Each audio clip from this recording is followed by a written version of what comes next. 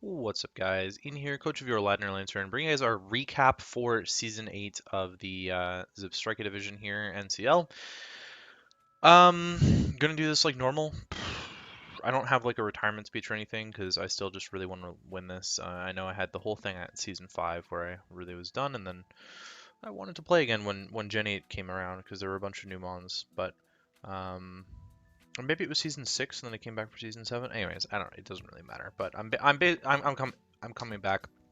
Spoiler alert, if you don't know how the season ended, which you should by now, we lost in quarterfinals to Luxans, and we will get to where Lux placed because even though I'm filming this before Blitzel finals are done, Zebstrika finals are complete, so I can give away who the champion was.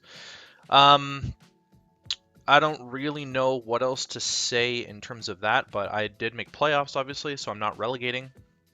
We don't know all of the teams that are relegating at the moment, but we know 3 of a possible 4, which I might talk about in a bit after we are finished the draft overview and whatnot. But just a standard sort of season recap. We're going to go through. Oh, I just realized I forgot to bring up a doc, so I'm glad that I'm on this scene so that I can bring up that doc. We're going to go through all the usual stuff. We'll go through the draft, talk about which mons I liked and didn't like, and then we'll cover that again at the end when we go through my kill leaderboard and whatnot, my personal kill leaderboard and whatnot.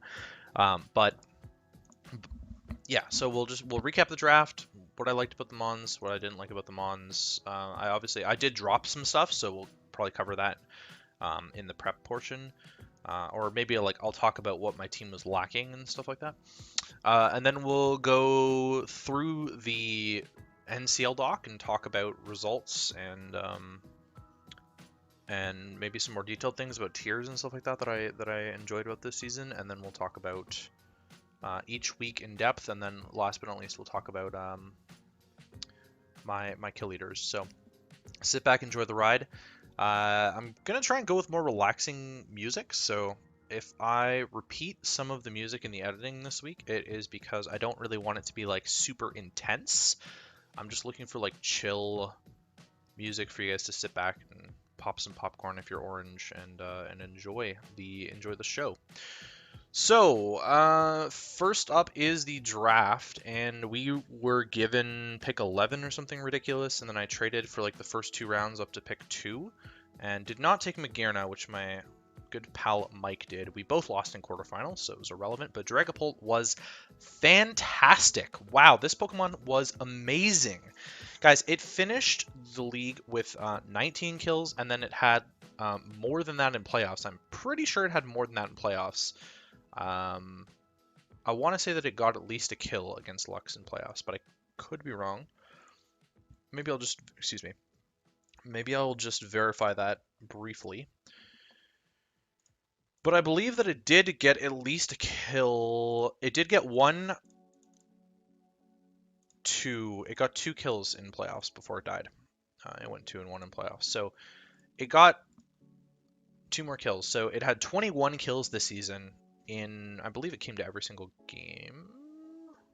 Pretty sure it came to every single game. So 13 games, 21 kills. That's really, really good. And once we get to the stat stuff, we'll talk about that a little bit more. But Dragapult is just an absolute monster offensively. I abused the heck out of Dragon Dance sets all season.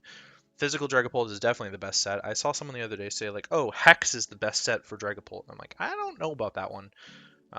Just because it can't hit fairies with like stealing or whatever does not mean that +1 Phantom Force is not decimating them.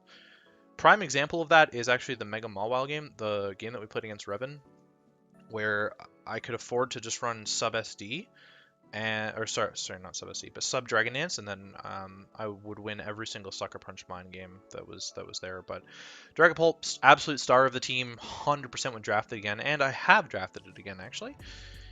Scizor! I love Scizor. I really love Gen 7 Scizor more than Gen 8 Scizor, mainly because I think that it just offers more to a team with less Mystical Fire Fairies running around. Like, Mystical Fire, the problem for me at least is that Mystical Fire is just like a higher base power than Hidden Power Fire, and it actually kind of screws you up a little bit in those matchups where you would have run Ockaberry for just a random Hidden Fire Power or Hidden Power Fire or something like that, and instead you're getting roasted by a Mystical Fire instead. But besides that, they actually gave that coverage to a bunch of other things, like Oh, the Lotties and things like that. So Scissor was actually pretty solid for me. It was pretty solid for me actually overall, but I did end up dropping it partway into the season because it just didn't function as this. It functioned for the purposes that I wanted it to when I was drafting it with Dragapult, which was being a fairy killer. Because in my mind, right, Dragapult was just not a good fairy killer, and it ended up being okay as a fairy killer, but not great. But Scissor is a fantastic fairy killer, not as good as it was last gen. But I ended up dropping it because it just wasn't cutting it defensively as a steal on my team, and I really needed to steal with rocks to take some of the burden off of Nidoqueen.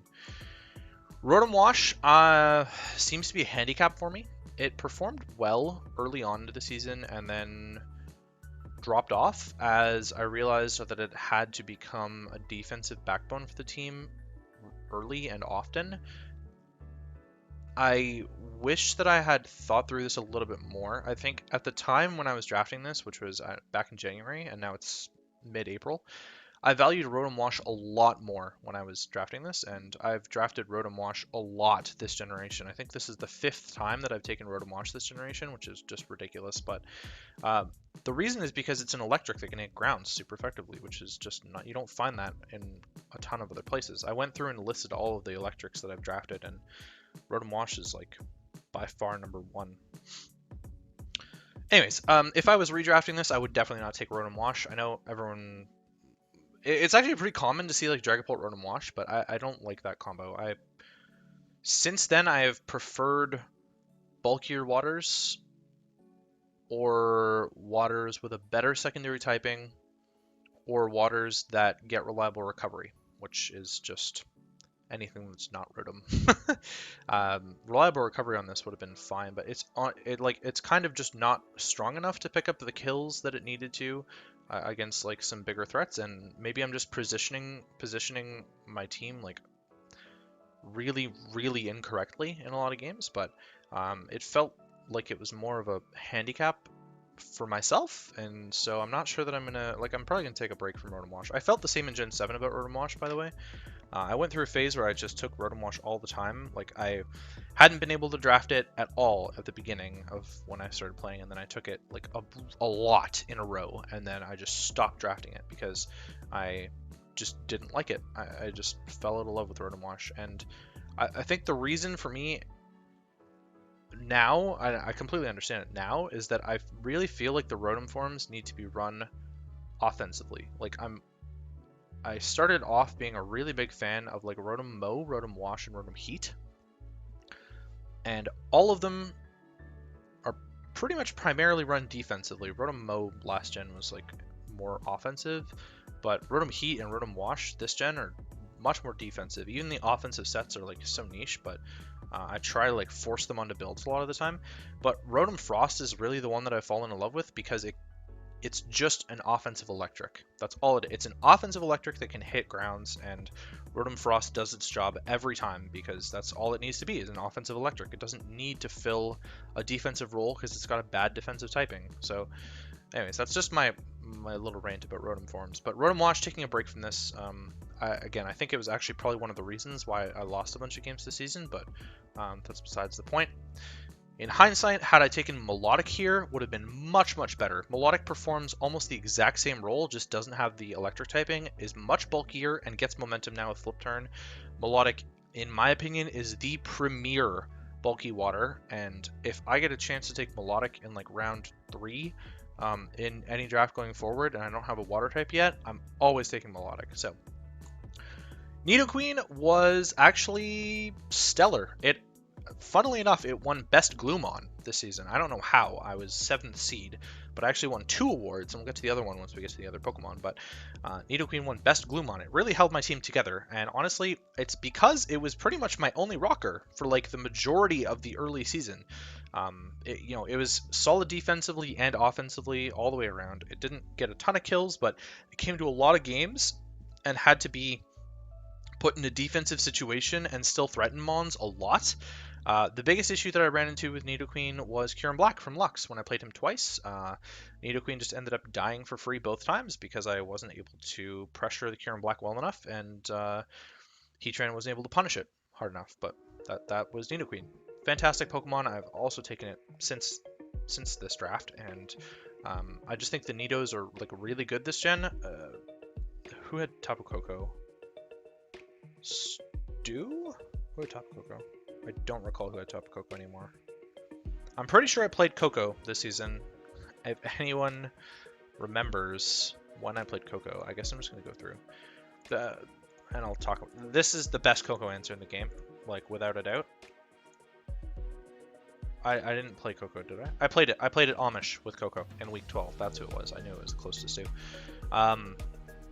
We steamrolled Amish in week 12 because the matchup was actually really good. And Nidoqueen is easily the best Tapu Koko check in the game. It forces it to run Nature's Madness in every single matchup. And you have to run like Combine Stored Power to even beat a Nido with Tapu Koko. Even Nidoking, which is the much frailer version, just gets absolutely stomped. Or like stomps Tapu Koko in a 1v1 scenario. It's not even remotely close. Nidoqueen though, I needed Nidoqueen over Nido. I think I could have taken Nidoking, and I wanted Nidoqueen because it's just the bulkier variant, and I knew that I was drafting more offense, including Infernape, which was actually just a complete waste of space on this team. I've taken Infernape a few times now in Gen 8, and it is just the most useless Pokemon ever. I am never, ever, ever going to invest in taking an Infernape ever again. Initially, this was because I wanted something to be able to kill like Skarmory, Celesteela, and Corviknight, which I believe I played all 3 of them. And actually, I played Skarmory twice, so I played them 4 times out of the 13 games. But Infernape was only in like 2 of those or something like that. It's just so incredibly worthless this gen. Without Z-moves, it just doesn't have the breaking capabilities, and so you're sort of just forced into like Choice Scarf every game. I've tried fiddling around with like defensive sets, and it doesn't work, and it's just not strong enough to pick up the kills. So the only reason that you would take this is for the speed tier, and I needed the speed tier, but I definitely should have thought harder before taking this expensive Pokemon in a free slot. Very expensive Pokemon in a free slot when I could have taken anything else. I also considered trading this to Revan for Heatran, and I ended up just dropping it for Heatran after Revan dropped Heatran, but that was because I thought Infernape had a good matchup against Pokefan, I think, and I wanted to make sure that I had Infernape for that matchup, but it was so incredibly irrelevant. Aerodactyl, another mon that okay, Infernape, let's just go back to Infernape. Infernape came to like 2, it went like 0-2 or 0-3 or something like that. Like it didn't get a single kill. It didn't come to all that many games. Aerodactyl didn't even come to any. It went 0-0 and I just dropped it for Zarude mid-season. Zarude was also horrible, but we'll get to Zarude. Aerodactyl was also completely useless. I took it for the speed tier. I took it because I wanted another rocker, and it was just never viable in any matchup. Regular Aerodactyl, I think, is complete trash. At the time, I had drafted in another league, and then I dropped it in that league too, because it was just not usable. I thought the Dragon Dance would like really tone up regular Aerodactyl, but it's not strong enough. It's not strong enough, and just the combo of Rock Flying for some reason just doesn't do it. Like just for some reason, I think because of Rotom-Wash. Which is my way to kill grounds on this team. It's not reliable. I'm relying on Hydro Pump as my only move to kill. Anyways, just moving past that. Alolan Persian was usable on this team. I think that it was probably good that I had this. I probably could have not gone Infernape at all and taken like a base 100 or something instead. Like Entei, for example, would have been a lot better on this team actually. And Alolan Persian would have like helped that function a little bit more. But because I had like Dragapult, Scizor, Infernape, Rotom-Wash, and Aerodactyl, I was like, let me just like grab a Parting Shot Abuser to sort of help facilitate those, and Persian did an okay enough job at that. It didn't come to as many games as it probably should have, because I was trying to like force a little bit more offense into the team than bulk. It's something that I've noticed in a lot of my games recently, actually, is that I'm playing too defensively, and it's getting me burned. I'm also not playing aggressive enough in some cases, but that's just a Gen 8 Ian problem. So, Kecleon, it won 7th Man Award, which this is not the first time that Kecleon has won 7th Man Award, and it's not the first time that I have won 7th Man Award with Kecleon. This Pokemon is just absolutely fantastic. It really filled in a gap that I needed, and it was clutch against Mike in my win against Mike, which essentially made playoffs for me. So Kecleon, great job, great job, absolutely clutch, and I will always take Kecleon because this mon is just absolutely broken. I think that it's honestly undervalued, but it's not good enough for tier 4. Like, this is kind of where like the tiered system goes off the hilt a little bit, but it's also where split tiers helps, because I think that it's worth 50. My problem is that it's not worth a tier 4 slot. So if I'm paying 50 points for it, I would take this in a free slot for sure. But Kecleon is definitely worth 50 points, I think. Abomasnow came to one game, I think, and it was like Scarf against Lux. I literally only took this to fill typings, which was just a massive mistake. I wanted a ground resist because I had a couple of immunities, but no resistances, and Abomasnow was terrible, so probably never taking that again. I took it in Gen 7, hated it. Even with Hidden Power, I hated it, and this gen, I also think that it's Garbo. Luxray was actually not half bad. I wish that I had brought Luxray more. I wish that I had forced Luxray a little bit more, but grounds were just so good against this team that I don't think this was the right team to have a Luxray on in the first place. Like I mentioned before with Rotom, the most reliable way to kill grounds for my team was Hydro Pump, which is not really a reliable way to kill grounds. Outside of that, it's like Ice Beam Nidoking, or Nidoqueen, I mean, which I'm weak to grounds, or like Surf or Hydro Pump Dragapult, which I tended to prefer the physical sets for Dragapult most times. So Luxray, I think, could have used a better home, but on a better team, Luxray would have performed phenomenally. I think even on this team, it did what it could. It came as sort of like some extra defensive utility in a couple of games, and in my playoff game against Lux, it almost pulled through. It definitely 1v1 that Zapdos, and almost beat the Gallade. Almost beat the Gallade. But unfortunately, because of the Inner Focus buff, it could not beat Gallade, which is really stupid. I have no idea why they buffed Inner Focus and Scrappy like that. It's purely doubles related, where they're like, oh, Intimidate's way too strong in doubles, but like these Pokemon, anyway, Megas aren't a thing in their games, so they're not thinking about that, I know, but it's really dumb for our meta that Scrappy and Inner Focus block Intimidate, and Oblivious, to be honest, but at least I can like justify Mamoswine not running Thick Fat in that scenario, and then all of a sudden it's weak to fire, right? But so you're like trading off with that, but Mega Gallade and Mega Lopunny, you're forced into these abilities, and it's just so stupid that you can't give them -1 attack when that's like a necessary function to wall them, is like dropping their attack, and you can't. It just makes them really broken. Mega Gallade in particular is just really stupid. Last but not least was Mega Gardevoir, which I tried to like save myself from. Like I tried saving myself. Like how am I trying to phrase this? I tried redeeming myself from last season, where I didn't feel like I used Gardevoir all that well, and then it just popped off in the last couple of weeks. But Mega Gardevoir had a lot of good matchups that Dragapult just steamrolled through. So I actually think that my use of Mega Gardevoir this season was better, knowing what I know now. And I tended to run the bulkier variants of Mega Gardevoir that wasn't just like dying in one hit and was getting good hits off. The damage calc difference wasn't all that different, and I wish that it had been able to get a few more kills in there, but overall, Mega Gardevoir is just, it was solid. It was a good pairing with Dragapult. I just wish that it had maybe picked up some of Dragapult's kills instead, but Dragapult performed admirably. So that is it for the draft, and moving on now to the document here. So we've got the standings. I finished 7th here. 1 win at the end against Amish, and then I lost directly to Lux, who actually was the champion. This isn't loading. There we go. It's hidden by the it's hidden by the NCL logo. But Lux faced off against Stu. I don't know how I could do this any better. This isn't helping actually at all. NCL logo. Boom. It's still cut off. Lux faced off against Stu in the finals and just obliterated Stu. So Lux is your Season 8 champion. He's another unique champion. We have not had a repeat winner in any of the divisions in all 8 seasons, because the Blitzel Finals is 2 new coaches to the league. So no repeat winners in any division, which is incredible. I don't even know how many. So we've run 8 Zebstrika in quotation seasons, and then 5 Blitzel seasons, which is 13, and then 2 Emolga seasons, which is 15. So we've run 15 seasons and 0 duplicate champions, which I think is quite impressive. Unfortunately, a few of our champions have actually not returned, so that does help.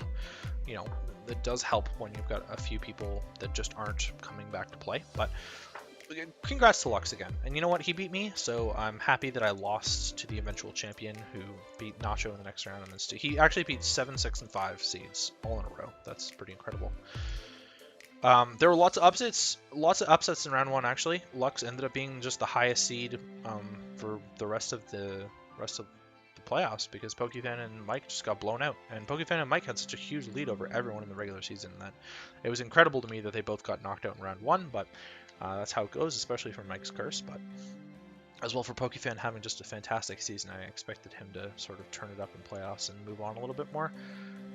But it's really interesting, right? Because both of them got to choose their opponents before anyone else, and then Lux had to pick from the dregs, and they both got beat in round 1 by the people that they chose. So I think that this playoff format is actually promoting more upsets than I had anticipated, which is kind of good, but it's also kind of bad, because the whole point of it was to reward the teams that placed better in the regular season. Because I don't think we've actually ever, I had gone through, and there's maybe like only one number 1 seed or something like that who's actually won the league. It's incredibly low. The rate of like number 1, and even the rate of just like top 4 seeds versus the bottom 4 seeds winning is just, I mean, Amish won last season in 8th seed, and this season he was 8th seed as well, but last season he won the whole thing in 8th seed. So there's a lot of stuff to figure out. We might change to a different playoff structure in the future, but I'm going to keep an eye on the stats for that. So moving on to, actually, let's just go through like kill leaders and stuff like that, right? Dragapult finished 3rd, and Kieran Black passed it in the playoffs. Magearna, I got to 21. Magearna was already ahead. Mega Glade also passed it in playoffs, I think. But I was quite proud of this, actually. Finishing top 3 with Dragapult. It came to every game, and 21 kills, not too bad. 21 kills and 9 deaths in 13 games is not too shabby at all, actually. It didn't stand up to broken Magearna, but it proved itself to be quite broken in its own right. And Zebstrika actually had some really close like kill leader race at the end, and it seemed to be very top heavy actually overall. Move wise, 48 Earthquake kills is just ridiculous. But Shadow Ball right there. Dragon Darts is in here somewhere. Dragon Darts with 9 kills right here. You can't see it. Dragon Darts with 9 kills is not too bad either. Right at the top at 24th.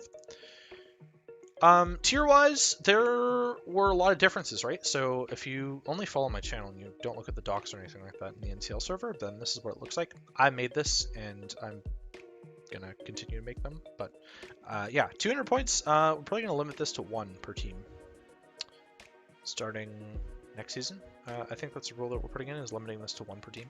It's not super relevant, but like at times, it kind of showed on Pokefan's team that he had like the broken mons, then he just wasn't bringing like the lower ones. And he swapped between, I think, like 3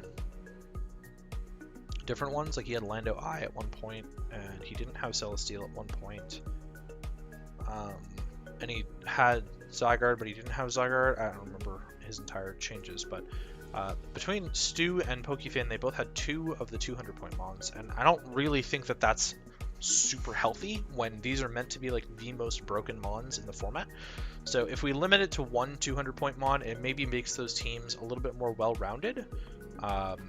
Like Stu probably doesn't end up with Clef, Torn T. Like he's not going to end up with Clef, Torn T, right? So he has to take maybe, let's say he takes Torn T Steel, and he has to look at maybe a budget fairy somewhere else, and then he gets better value with his tier 2 or something like that, instead of taking, that's a bad example because Slowbro is really good, but let's say he gets a better value on his tier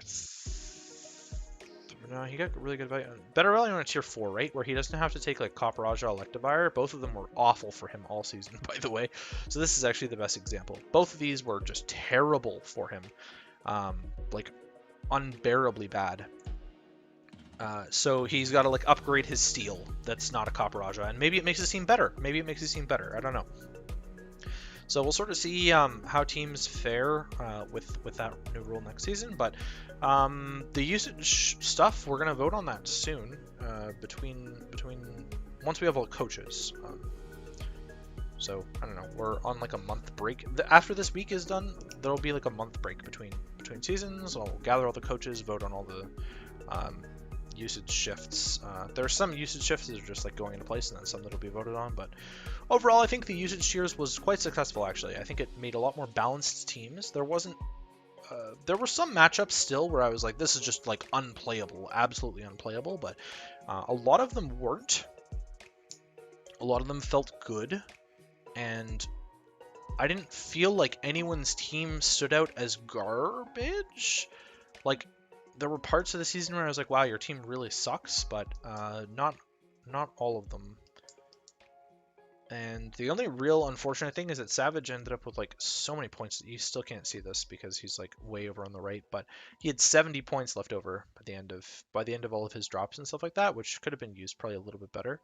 And he just barely missed out on playoffs. His team actually looked probably pretty okay because we don't tax Sun. So yeah, I don't know where else I'm going with this. Oh, my team. My team. So here's just the stats for non-playoffs. If you're curious, you can always just like screenshot here. But Obama Snow came to 2 games. My apologies. Came to 2 games, got 2 kills. Luxray 2 games, 1 death, but it came to the playoff game and did really well. Zarude, I had a really tough time. I dropped this early. Like I dropped Aerodactyl early, like week 4, week 5, something like that. And Zarude only came to 4 games out of the last half of the season, half plus of the season, and it was awful. It honestly just genuinely awful. I know Gry loved it when he's got it on his team. He made finals in Blissel with it, but I just really hated this Pokemon. Like I just honestly think this Pokemon's not good at all. I struggled greatly to get it to do anything. I ended up, as you can see with the Zarude and the Buzzwole, I patched up that ground weakness that I had anticipated that I had. And honestly, like it was fine. Like I don't know, both of them were great as ground resist, but Buzzwole just outperformed it heavily, coming to 3 games. It didn't even come to my playoff game. Buzzwole didn't even come to the playoff game. 8 kills in 3 games. Like I know it died all 3 games, but 8 kills. That's when you're over 2.67 kills per game or whatever. That's way better than even Dragapult, which was just overperforming for me. Yeah, so I don't know. You can sort of see here, like I just pretty much just slapped these top 4 on a team. And then after I picked up Heatran came to every single game after I picked it up, I think. All 6 plus playout. Yeah, I'm pretty sure Heatran came to every single game after I picked it up. I brought the top 4 to pretty much every single game after that, right? So there's your 5, right? Like Mega Guard, Dragapult, Rotom-Wash, Nidoqueen, Heatran, and then something else, which it was really hard not to just bring Buzzwole to all those games. And I could have just run with those 6 every single week, but it really just, it doesn't serve the same purpose. That's a ladder team, right? So that tells you that I didn't really get the best value out of something like an Abomasnow or a Luxray, but Kecleon, Kill a Game, came to 4 games, just absolute monster of a mon. Alolan Persian didn't perform up to snuff. Rotom-Wash was really good offensively early, which we'll talk about in week 1. And it was okay defensively for the most part. Mega Gardevoir was like almost running kill per game, death per game, which I think was actually fine for this team. But yeah, so I ended up dropping Aerodactyl, did nothing. Infernape 0-1 or something in 3 games. Scizor went like 3-3. So Scizor was much more impressive. By the end of everything, Rotom was my only removal, which seems to actually be a big weakness of mine in a lot of teams. But yeah, that was this. I don't really know that I have much more to touch on with this, so let's go through week by week. So week 1 we took on Zippy, who had Tapu Lele, and I ended up having to play Lele again later on in the season. I didn't bring nearly the same strategy, but I brought a very specially defensive Mega Gardevoir for the Lele Megazam. I lucked a little bit, but my Rotom set was like pretty brilliant. I've brought this again since, and it didn't work nearly as well, but Nasty Plot, Thunderbolt, Hydro Pump Charge with Slackberry just popped off, and it got like 5 kills or 4 kills or something like that. Yeah, it popped off. I don't really know what much more to say about that. This game was a win, so we take those. I hacked him a little bit, but I think overall I probably would have won this game anyways. I ranted and raved before the game about how Rhyperior was not going to come against me. I am still of the opinion that Rhyperior really should not come against this team. I have no idea what it was trying to wall. No idea what it was trying to wall. I had to, like, Luxray came and I brought Superpower for it. Luxray did nothing in this game, by the way. It didn't do anything. But the Rhyperior just existing stopped my Luxray from doing anything. And I don't know if he was, like, legitimately scared of Luxray enough, and that's why he brought Rhyperior, but, like, it was so bad. It was so bad in hindsight. I still don't understand that at all. Still don't. Week 2, we lost to Jay. I want to say this was a winnable game, but I honestly just can't remember. Like, these games happen so long ago, right? I think Mega Sceptile like picked up a bunch of kills, or like Urshifu or some stupid thing. Hippowdon actually turns out to be like a really good, reliable ground type. It shocks me every time when Hippo does as much damage as it does, because it's got like base 112 attack or something ridiculous. You don't even have to invest in this things like two-shotting like bulky things with Earthquake, and then it gets reliable recovery and rocks. So Hippo's like on my list of things that I've never drafted, and I would want. Actually, I think I had it once, but I would want to draft it again. In AABL, I think on my Sand. I picked up Sand late into that season too, but AABL on my Sand team in AABL. Let's see what I brought. This was a Scarf of Bomb Snow game. Metal Coat Scissor was like my win con, and I never was able to get it into a position to win, I think, because Entei stuck around for too long. So that was really obnoxious, but that's what I expect from Jay. He identified my win con correctly and played around it really well. Wow, I'm really starting to lose my voice. Really starting to lose it. Not much you can say about this one. The Lumberry Rotom worked perfectly, actually, for the Entei. I remember that. He tried toxicking my Rotom. Week 3, we picked up a win against Dom. This one wasn't really hard. He ended up, like, giving me Mega DNC turn 1. He just, like, left it in, and then I clicked Hydro Pump with Rotom-Wash and picked up a kill. I don't remember anything about this game being very difficult. I think this was, like, a Dragapult Stomp. I want to say it was a Dragapult Stomp, but I don't recall what happened exactly. So we will leave it at that. Dom didn't have a good season, so I don't blame him at all. Jed, this was a win. This came down to the wire. I was so terrified of his Bisharp, and I bluffed like Scarf Nidoqueen or something that he sucker punched it, and then I think Dragapult was able to clean up in the late game against Raikou and something else. But I bluffed the Scarf Nidoqueen and being Pasho, and was able to kill the Bisharp. And nothing got too out of control. I just remember like Kecleon versus Pidgeot sitting there over and over again. This was a fun game, I seem to remember. Week 5 against Revan, this is a Dragapult 6-0. I don't even need to go through my team for this one, but like, yeah. Victini won, most disappointing, untapped potential award, most disappointing one. It's not hard to see why. It ended up getting 4 kills, I think, all in the last week. So it went like 4 and 8, and because it got 4 kills in the last week, and just it was 0 and 8 or something before that. Just yeah, unfortunate. But the Chansey Mega Mawile was like hard to deal with, but not so much for Dragapult, you know. Week 6 against Pokefan, this was a winnable game. I missed a roll on the Celesteela with Zarude, and I definitely win this game if I got that, but I don't know how much it changes my season, if we're being completely honest. Lariat missed a roll that was in my favor.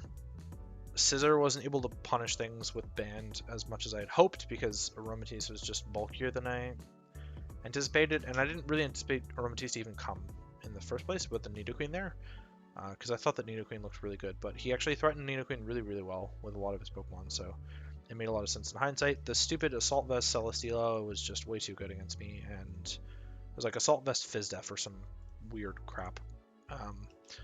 So at the halfway point, we're 4-2, and I'm like, all right, Pokefan's undefeated, whatever. That's fine as a loss. Jay had dropped at this point, and it was Austin taking over. I wasn't sure if he was going to make playoffs or how relevant that would be, but 4 wins in the first half of the season. That's not bad. That's really good. Considering I made playoffs at 6-6, you're almost guaranteed every season to make playoffs at 7-5. And I'm like, okay, I need 3 wins in the next 6 games. Doable. Not so much. Lux booty stomped me a little bit here. Had I prepped a little bit better for this match in particular, and played a little bit better around the Colossal, he set up a bunch of hazards and then traded Colossal for Gardevoir, which I absolutely could have played around. I was not thinking about Explosion in my head, and I played this game. Excuse me, I played this game way too fast. My playoff game against Lux was a lot better, and I think I did a lot better with it in the playoff game. But offensive Zapdos really cucked me, and the Colossal getting a bunch of hazards off and then booming on my Mega Gardevoir that was like +3, that really sucked because Gardevoir would have just pile driven this team, and I played very poorly around it. So bad Ian. I don't have to go through the team. Week 8 against Nacho, winnable game. Had I hit Draco Meteor against the type Null, this game would have just been a win, I think, because Dragapult could have handled the Slowking slightly handled the Slowking. He brought a really good Slowking set against me. It was Weakness Policy, Trick Room. I think it was Trick Room, but Weakness Policy for sure. And Nidoqueen just wasn't in a place to handle that. Banded Dracovish against my team was probably not smart, but it worked out for him, I guess. I don't really know what to say about that. At this point, I had dropped... Wait, when did I drop Aerodactyl? Week 5. So Zarude week 5 was the first one, and then I dropped Scissor and Fernape same week, which was week 6, and then they were active for week 7. So I had them both for a Buzzwole Heatran for the rest of the season. So in hindsight, I really don't think that Banded Dracovish was all that smart, but if he was relying on Trick Room, then it was definitely smart because it underspeeds most of my team. There's only 3 mons that are slower than it on my team, so I drafted quite a fast team, and the Trick Room strat from his side worked incredibly. I was pretty annoyed that I had to play Lele twice this season. I would have much preferred Protean Greninja. I actually think I had a much better matchup against Protean Greninja than I did against Lele twice, especially with the drops that I made, getting rid of Scissor and stuff like that. Mike, I won. This was a game that I needed to win, and I'm really glad that I did. Kecleon came in clutch. I played around something really poorly, though, and it scared me. What was it? It wasn't the Latios. He brought, like, a janky Latios with, like, screens. Might have been the Persian that I played poorly with, or, like, Pult that I played poorly with. I don't recall. Maybe against Mega Lop? It was the Roserade. That's what it was. I didn't build well enough for the Roserade because I didn't think Roserade was going to come. That's almost all I have to say about this one. Scarf Buzzwole was just so amazing. When he didn't bring Cofagrigus, I was like, I don't even know, but it seemed to me like he hadn't prepped well for Scarf Buzzwole, and it tore apart his team because he didn't bring a single resist to Scarf Buzzwole. So tore apart the team, and then Kecleon was able to clean up the weakness policy, whatever McGarnet was. Torn, this was also a winnable game. Bulk up Cinderace really screwed me. But I had a lot of really good offense. Oh, that's another thing. I got a lot of momentum against Pokefan in week 6, and I just couldn't convert it because his team was too bulky and I couldn't break the bulk, which is weird because my team just didn't have the raw power outside of Mega Gardevoir, and he had prepped well enough for Mega Gardevoir that he could just like be bulky. Against Torn in week 10, it was almost the opposite because I actually broke his bulk really well. I just didn't have enough for his offense, which his team was almost mono bulk and his offense was just not good. Like, I straight up wrote off Noctowl and Jinx straight away, and Mega Scissor didn't even come against me. So it was Weavile Cinderace was his only offense. He brought like defensive Swampert, defensive Togekiss, defensive Amoonguss, defensive Goodra, and I handled all of the bulk incredibly well and then lost to bulk up Cinderace. This game came down to 50-50s. Between Cinderace clicking Sucker Punch and Dragapult clicking Dragonades. If I had gone with sub Dragapult, then I think this game is wildly different. But because I didn't, we're week 10. I just went with Fire Blast to have something to hit the Mega Scissor, and because I like over prepped in quotations when I had a Rotom-Wash, a Nidoqueen, and a Heatran.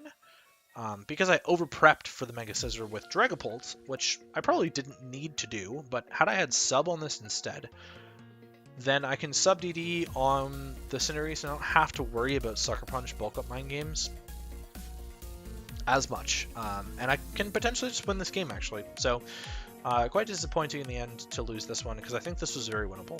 Week 11 against Stu, I had another game that I think was winnable. I don't think it was winnable from the position I was in, mainly because he decided to just kill Heatran with Zardex, but I was like Specs Heatran against him, which kind of bopped, wrong team, kind of bopped him a little bit. Specs Heatran bopped him. Oh, I was Choppel. What? It's definitely not the team. Where's my Toronto Trevenants? Oh, I built it before Auditions. It shouldn't be here, though. It should be here. There we go. I did bring Specs Heatran. So Specs Heatran, like, bodied him, and I stayed in on the Zard, predicting him to over-predict Rotom. But he didn't. He just Earthquaked what was in front of him, and unfortunately we lost the Heatran. But I broke a lot of stuff really easily, like the Nidoking, Scarf Rotom just outsped and killed it. He didn't even bring the Clefable. The Scrafty was a bit of a bitch. Dragapult was not able to deal with that. And Silvally Steel made up for Scrafty's weakness there a little bit more. Silvally Steel, just in general, so much better than Copperajah. Like, this mana is so bad. I don't really know if there's more for me to touch on in this game. And then week 12 against Amish, I talked about it a little bit earlier with Nidoqueen, but this matchup was really good for me. He brought like a weird Mew set that like worked really well in the early game to get him momentum, but as stuff got chipped down, it was really bad in the late game. So even though he baited the Zarude, I didn't need Zarude. Once Rillaboom took whatever it took for me, like a close combat or something ridiculous from Scarf Buzzwole again. I just brought Scarf Buzzwole again. Mega Aggron was not bulky enough to handle me. Lycanroc was not even usable in this matchup, and Centiskorch was usable but didn't do anything because I had Ancient Power Heatran in this one as well. Ancient Power Heatran in this matchup. Last but not least was quarterfinals, and I think this was also winnable. Again, not from the position I was in. Had I been able to kill the Kyurem Black with Heatran right off the bat, it was a roll, by the way. We did discuss this after the game.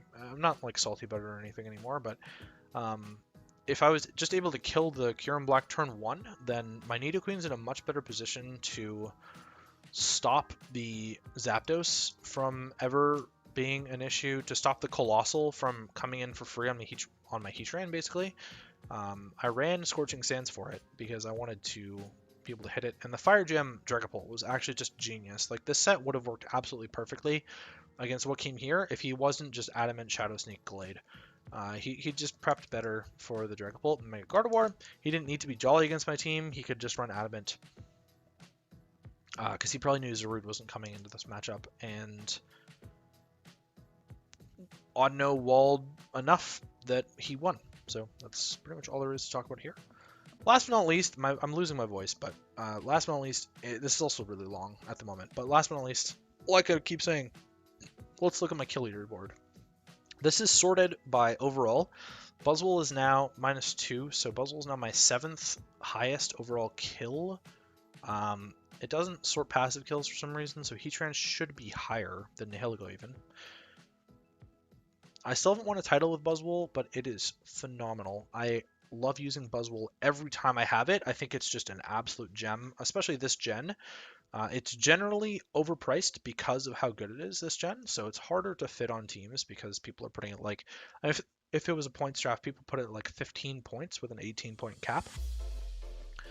And I wouldn't be surprised to see it slip into tier 1 minus at some point, just because of how good it is. Heatran has been an absolute crutch for me this gen, but it is phenomenal as well. Constantly bringing this mon. It's by far got the most passive kills of any Pokemon that I have ever drafted. But it comes to a lot of games. Like, this is my 3rd most games behind Zapdos and Garchomp. I bring Heatran to a lot of games. This gen in particular, a lot of games. I've drafted it, let's see here. 1, 2, 3, 4, 5, 6, 7, 8 times this generation. So, absolute crutch for me, but it is just so fun to use. Dragapult's phenomenal. I've only had it in the 2 leagues.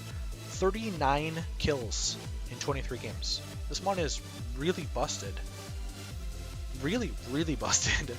It made it up here like quite quickly. I keep drafting bad teams around it, but it is phenomenal as a Pokemon. And maybe I'm just relying on it too much, but just really good. Infernape, really bad this season. I probably won't draft this again in Gen 8. It was much, much better, and I used it much, much better in Gen 7 when it had Z moves. Really bad this gen. Rotom-Wash, another crutch of mine. 1, 2, 3. I've only had it 3 times this season, but I think I have it in 2 leagues right now too. So I've drafted it 5 times basically, and I'm done using Rotom-Wash for the generation. I think I'll wait until Gen 9 to bring up Rotom-Wash again. Mega Gardevoir is something I wish I could be better at using. I probably will leave this on the back burner as well for like better Mega choices, but or better Fairy choices in particular. Maybe taking regular Gardevoir is just gonna be a little bit more effective for me. And taking a better Mega slot. There's a ton of Megas that I want to keep using or like use again, and Mega Gardevoir is one that just like keeps popping up that I want to use consistently. So I might take it again someday. Nidoqueen, another mon that I've drafted a few times that I'd like to have won a championship with, but I've only taken it twice this generation and a third time in another league, so I would probably draft this again. Really good mon.